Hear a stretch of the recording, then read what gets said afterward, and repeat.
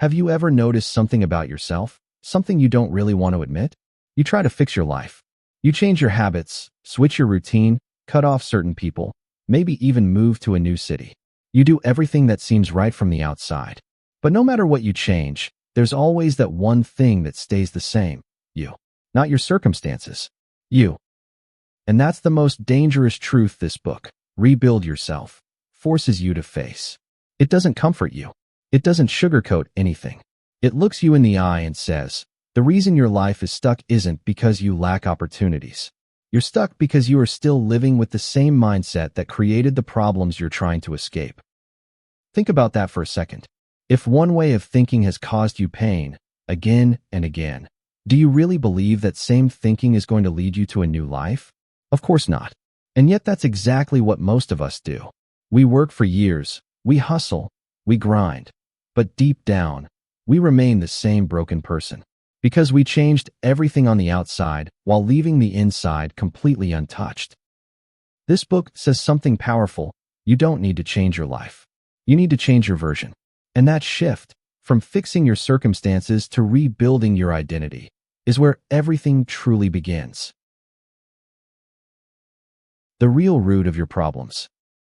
Here's something most people never realize. Your problems don't come from your decisions. Your problems come from your identity. That might sound strange at first, so let me break it down. If you believe, deep in your gut, that you are weak, you simply cannot make strong decisions.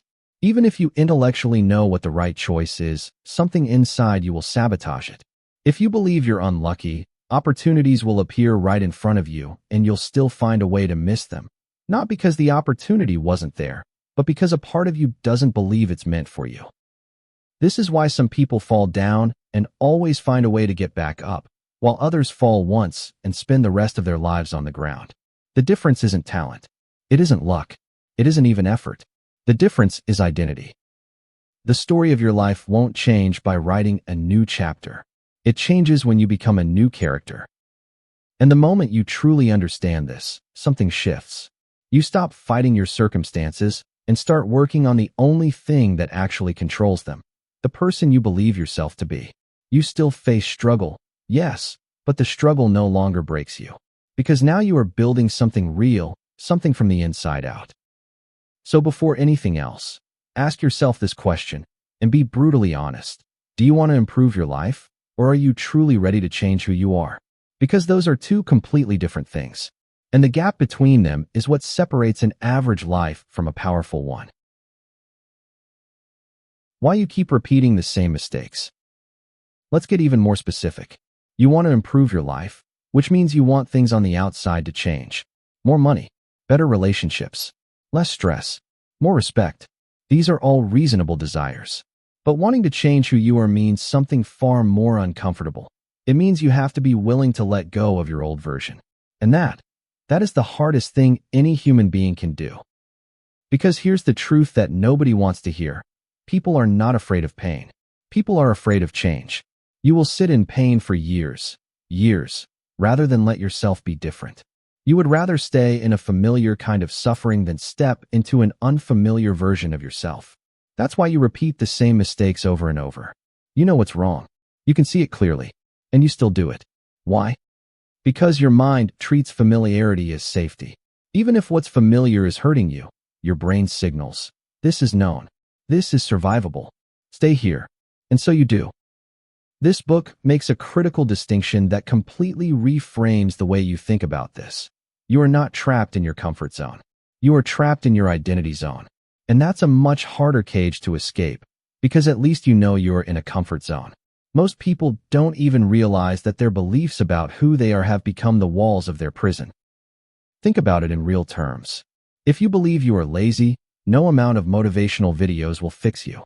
You might feel fired up for 2 days, maybe 3, and then you'll slide back into the same pattern.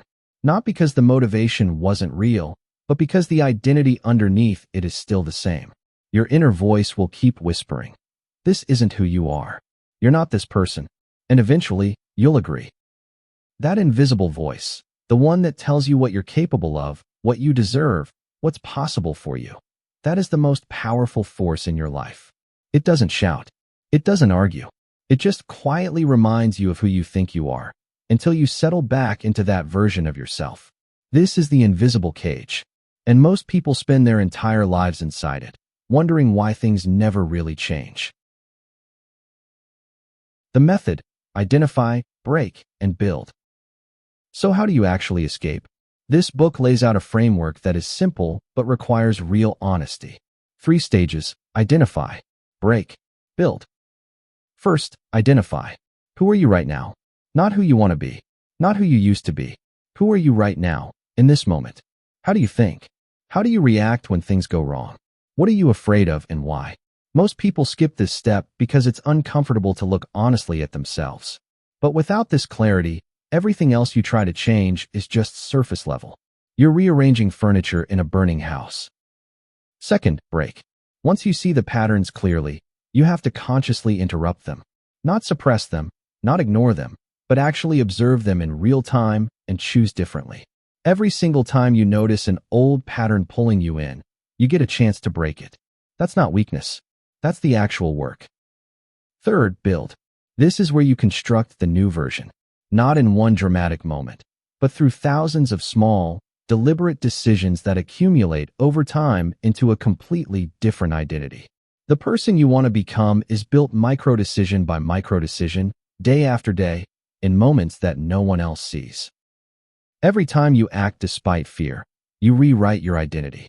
Every time you challenge a negative thought, you build a new pattern. Every time you choose to respect yourself, you raise your own value. Now here's something most people get completely wrong. They think change is supposed to happen in one big leap, one transformative moment, one revelation. But that's not how it works. Real change happens at the micro level. And those tiny moments, multiplied by 30 days, 60 days, a year, are what slowly, quietly, permanently reshape who you are. Imagine making just 5 to 10 conscious, identity-aligned decisions per day. Not big ones, small ones. Choosing to stay focused when you want to scroll. Choosing to respond calmly when you want to react. Choosing to start when you want to wait. Now multiply that by 30 days. You will not be the same person. You can't be, because you've been voting for a different identity, one choice at a time. Act like the person you want to become. And as you begin to shift internally, something strange and beautiful starts to happen externally. The same people seem to treat you differently. The same opportunities that were always there suddenly become visible. Not because the world changed, but because you did. As this book says, life shows you what you are internally ready for. And for most of us, we're not failing because there aren't enough chances. We're failing because we aren't ready to receive them. This leads to one of the most powerful principles in the entire book. Act like the person you want to become. Before the confidence arrives, before the results come in, before anyone else believes in you, you go first. If you want to become more confident, start speaking like a confident person. If you want to become more disciplined, start moving like a disciplined person. If you want to become stronger, stop running from difficulty. In the beginning, it will feel fake. It will feel like you're pretending. That's okay, because your mind records repetition as reality. What you do consistently, it begins to believe. And what it believes, it makes true. This is not some new age trick. This is how identity actually forms. You don't wait to feel ready and then act. You act, and then you become ready. You don't wait to feel brave and then take the risk. You take the risk, and then you discover you are braver than you thought. The action comes first. The identity follows. Every single day, you are casting votes for the person you are becoming. With every decision, big or small, you are either reinforcing the old version or building the new one. There is no neutral. There is no pause. You're always moving in one direction or the other. And the accumulated weight of your daily votes is what your life actually looks like. If this is hitting different, if you can feel even one line landing somewhere deep inside you, then hit that like button right now. It's not just a click. It's a signal to yourself that you are choosing growth. And subscribe to this channel, because here, we don't just talk about motivation. We talk about real transformation. The discipline myth and what actually works. Now let's talk about the thing that kills more dreams than failure ever has. Inconsistency.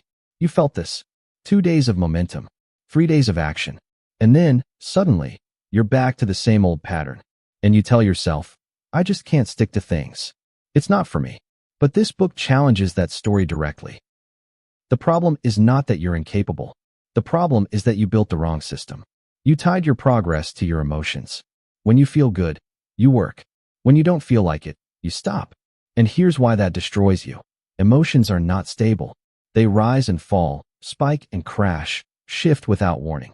If your consistency depends on how you feel, your progress will be exactly as unstable as your emotions. Strong people are not constantly motivated. Strong people are committed. There's a massive difference between those two things. Motivation says, I'll do it when I feel like it. Commitment says, I'll do it, period. Feeling or no feeling. And that is where real rebuilding begins.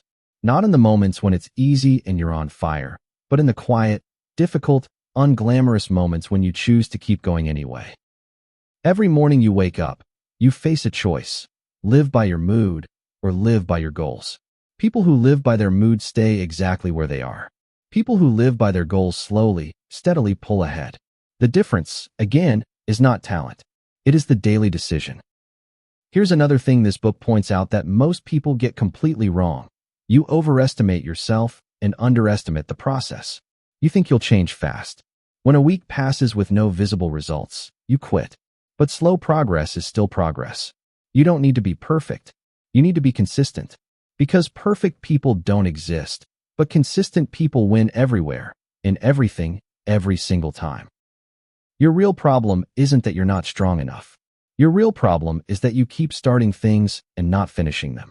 And every unfinished thing chips away at your self-confidence, little by little, until you start doubting yourself.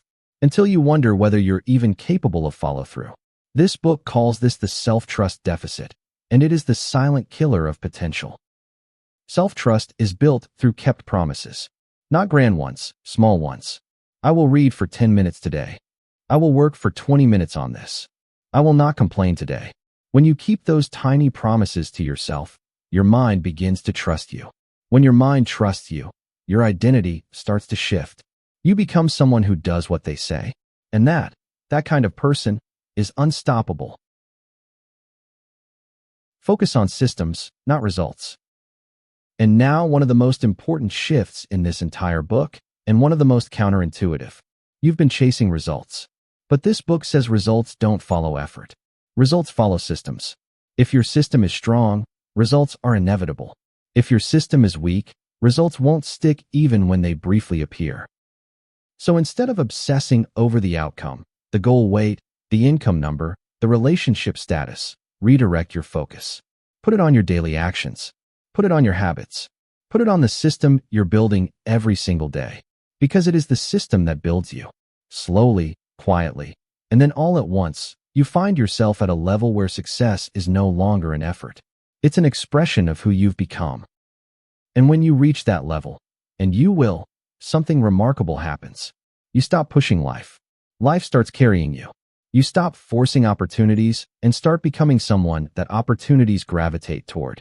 You stop trying to prove yourself and start simply being yourself, a better, stronger, clearer version that the world responds to differently. Life shows you only what you are internally ready for. Change yourself first, and the world will rearrange itself around you. The transition phase, when growth feels like loss. But here's something this book warns about that almost nobody talks about, and it's crucial. Just as you begin to grow, your old version will fight back. Hard. Old thoughts will resurface. Old excuses will come rushing in. Old habits will call out to you. And sometimes, the people around you, people who once felt aligned with you, will start to feel like they're pulling in a different direction. Why does this happen? Because your mind is wired for stability, not happiness. It doesn't care whether you're growing or shrinking. It cares whether you are familiar. And as you change, you become unfamiliar, even to yourself. Your mind interprets this as a threat. And so it tries to pull you back to what is known, what is safe, what is old. This is why so many people make real progress and then suddenly crash back down. They think it means something is wrong with them. They think they're just not built for consistency. But this book reframes it completely. You're not weak. You are in the rewiring phase. Your old self and your new self are in direct conflict. One says, "Come on, let's keep moving." The other says, "Hey, it's safer back here, trust me." And most people listen to the second voice. They call it a setback, but it's actually a transition. This also explains why growth can feel deeply lonely. As your thinking evolves, as your priorities shift, you naturally start to diverge from people who haven't changed. The conversations that once felt comfortable now feel limiting. The places that once felt like home now feel small. And in that uncomfortable in-between space, you face one of the biggest choices of your entire life. Do you keep growing, or do you shrink back to fit in? This book is unambiguous. Growth is not comfortable. Growth makes you different. And different is not always easy. But different is the only path to extraordinary. You have to decide whether you are willing to stand out in order to move forward, or whether you'll keep playing small in order to feel safe. Problems don't disappear, they upgrade. Let's kill one more dangerous fantasy right now. You might believe that once you change, once you've done the work and rebuilt yourself, your life will be perfect. Problems will stop. Pain will fade. Everything will be smooth and clear and easy. That is not what happens. And this book doesn't promise that, either. What actually happens is this: your problems upgrade. The challenges don't disappear, but you become someone capable of handling much bigger ones. Where you once broke over small setbacks, you now stand steady through large ones. Where you once panicked, you now plan. Where you once blamed, you now improve. Where you once reacted, you now respond. This is the real growth. Not a life without problems, but a self who can handle them. Not a path without obstacles, but a person who has become larger than their obstacles. And the deep realization this book offers is one that changes everything. You never needed life to be easier. You needed to become stronger. And here's the ultimate shift. You cannot control the world. You cannot change every person around you. You cannot prevent every storm. But you can control your reaction. And that one power, the power to choose how you respond to what life brings, is the only power you ever truly needed. The moment you claim it, everything begins to stabilize. Not because the chaos outside stops, but because the clarity inside grows. Fear still arrives, but it no longer paralyzes you. Failure still happens, but it no longer defines you. And that is the difference between a normal life and an upgraded one. The most important truth of all. We're almost at the end. But before we get there, I need to say something that this book repeats with the force of a hammer, because it is the single most important thing in all of this. You've listened this far. You've understood the ideas. You've probably felt something stir inside you. Maybe recognition, maybe hope, maybe a quiet resolve. But here's the brutal truth. Understanding alone changes nothing. You've understood things before. You've watched videos, read quotes, felt motivated, and then gone back to the same life. If you're honest with yourself, how much has actually changed? That gap between knowing and doing is where most human potential goes to die. Because knowledge is not power. Applied knowledge is power. The information in this video, in this book, is worthless unless you actually use it. In your daily life. In your daily decisions. In your daily identity. So here's a challenge. Not a vague one, a real one. For the next 30 days, take this seriously. Every single day, observe yourself without judgment. Watch your thoughts. Which ones serve you? Which ones pull you under? Filter the destructive ones. Don't suppress them, challenge them. Replace them deliberately. Upgrade your actions, one at a time. Not perfectly, consistently. Because consistency over 30 days will do more for you than one perfect week ever could. You will begin to shift. Slowly, quietly, but permanently, because you are working on the inside, not just the outside. And when the inside changes, the outside cannot stay the same. It's not optional. It's not a maybe. It is inevitable. The choice, as always, is yours. You can close this video and walk back into the same old life. Or you can decide, right here, right now, that you are done being the old version. The moment is now. The power is now. The decision is now. And if you don't decide now, you won't decide later. That's not pessimism. That's just the truth about how humans work. You can be average or you can upgrade. You can wait or you can create. You can live in excuses or you can live in action. But whatever you choose, that choice becomes your identity. and your identity becomes your life. So today, decide who you are going to be. Because the world doesn't change first. You do. And once you change, the world has no choice but to follow.